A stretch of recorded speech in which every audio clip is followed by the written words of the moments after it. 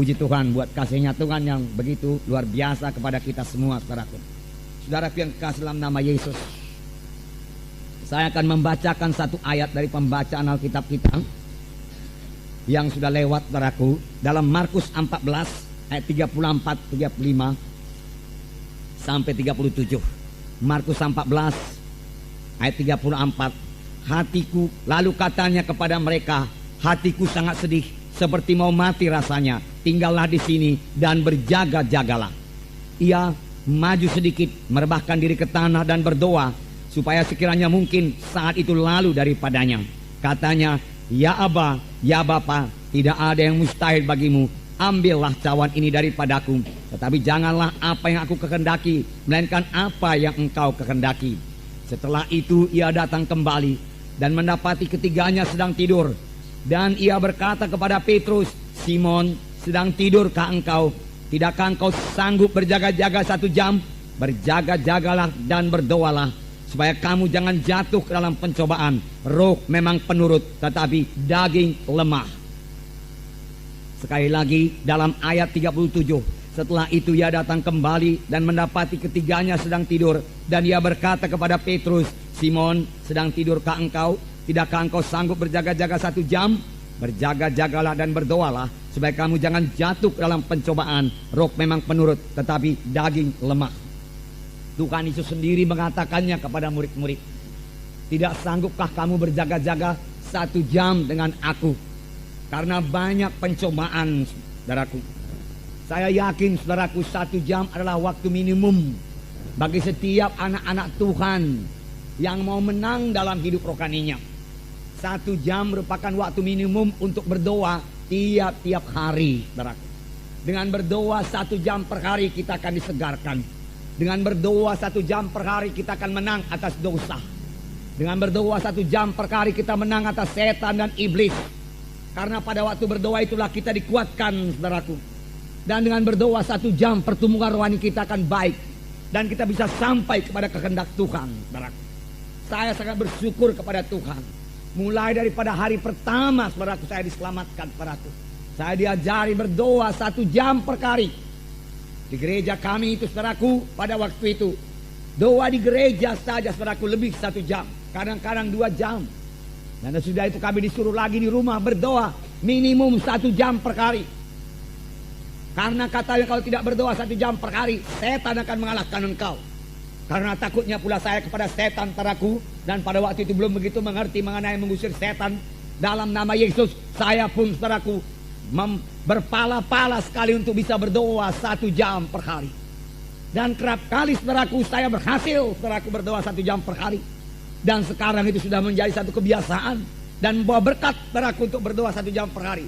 Bahkan sekarang ini, saudaraku, setelah kami berumah tangga, kami juga berdoa 1 jam per hari. Kalau hari kami berdoa bersama-sama, saudaraku, tentunya, saudaraku, kemenangan, sukacita, saudaraku, kami terima sebagai hasil daripada doa 1 jam per hari itu, saudaraku. Tuhan Yesus, seperti kita baca tadi, mengatakan hal ini di Taman Getsemani. Tidak sanggupkah kamu berdoa 1 jam dan berjaga-jaga dengan aku? Berjaga-jaga dan berdoalah, supaya kamu jangan jatuh ke dalam pencobaan. Saudaraku yang kasih dalam nama Yesus, pada waktu Tuhan mengatakan demikian ini, dia memang dalam pergumulan yang amat sangat. Pada waktu itu Tuhan Yesus, saudaraku, diserang oleh semua kekuatan iblis.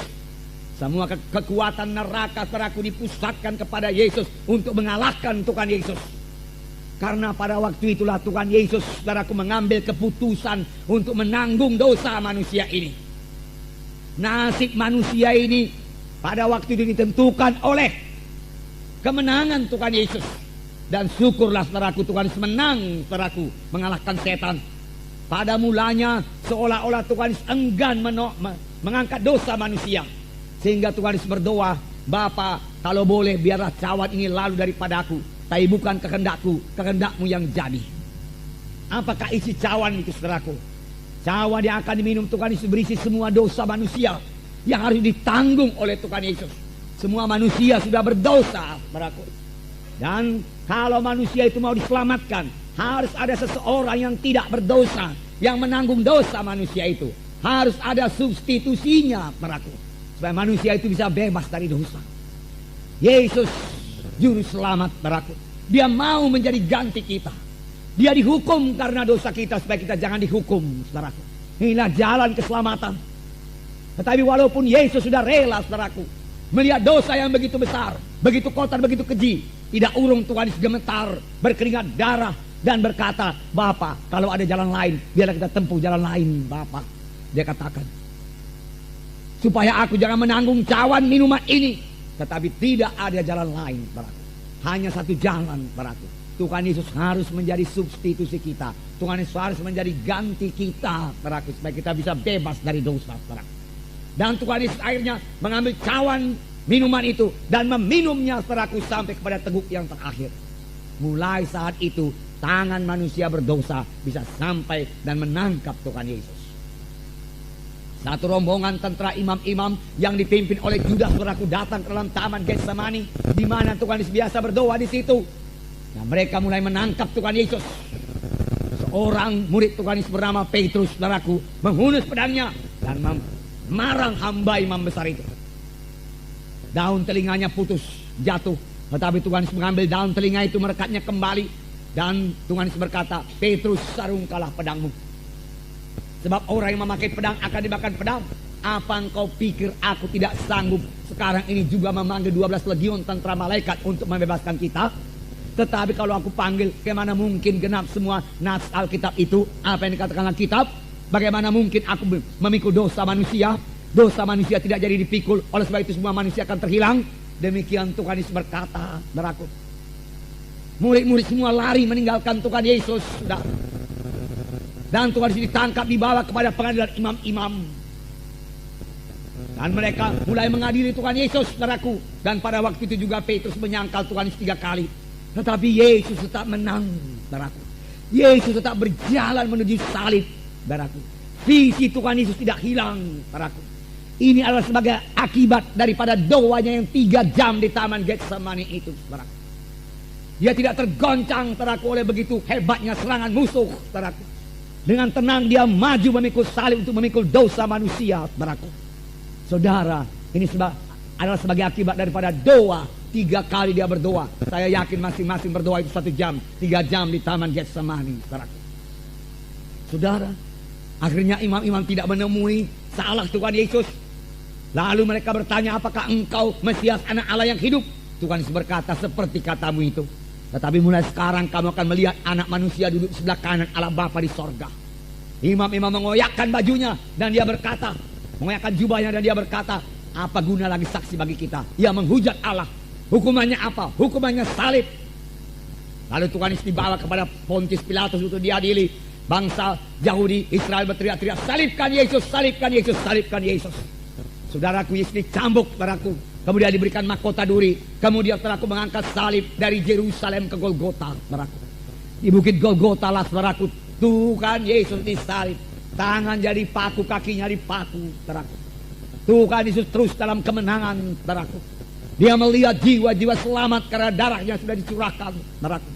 Dia melihat kuasa darahnya menyucikan saudara, menyucikan saya, saudaraku. Dia melihat jiwa-jiwa lahir baru, bebas dari dosa, saudaraku.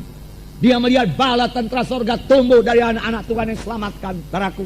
Dia melihat gereja-gereja bangkit di seluruh dunia ini, saudaraku. Saudara, dia tetap, saudaraku, berkemenangan di atas salib itu, saudaraku. Menanggungkan sengsara karena dosa semua manusia, karena cintanya kepada manusia ini, saudaraku.